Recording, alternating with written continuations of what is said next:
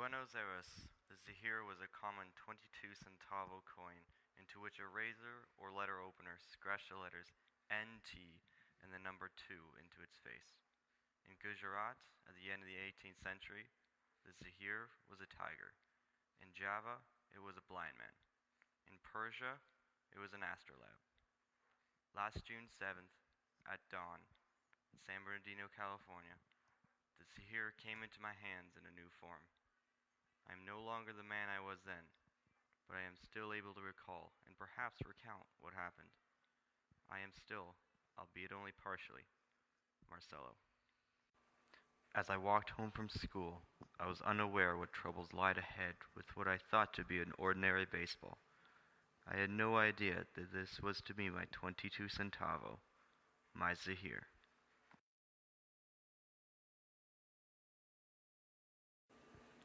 Tired from school, I came home wanting to go straight to bed.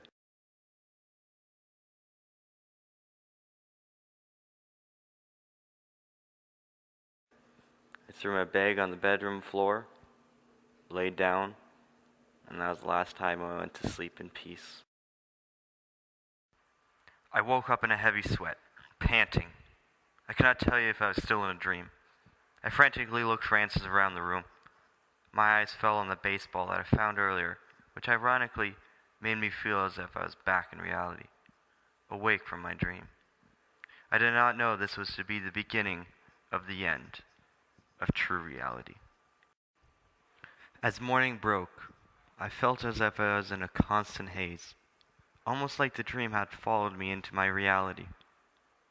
As I began to make my breakfast, the strangest thing happened. Something that I cannot explain.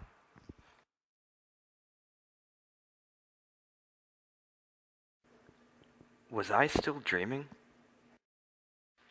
Being in my apartment, my haze grew more intense. I began to feel as if I was suffocating. I needed something to wake me from my daze, so I left my apartment to take a walk in order to clear my head.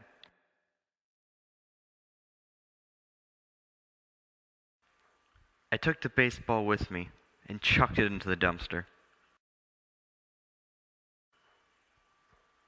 If I only knew how much worse this haze would get, I probably never would have left. As I walked to clear my thoughts, I could not seem to forget the image of that ball. It was as if the baseball was punishing me for trying to escape its reach. The more I walked, the more control it seemed to have over me. I got to a point that I could not take it anymore. I knew I needed help. The help I sought was from a fellow acquaintance, a shrink.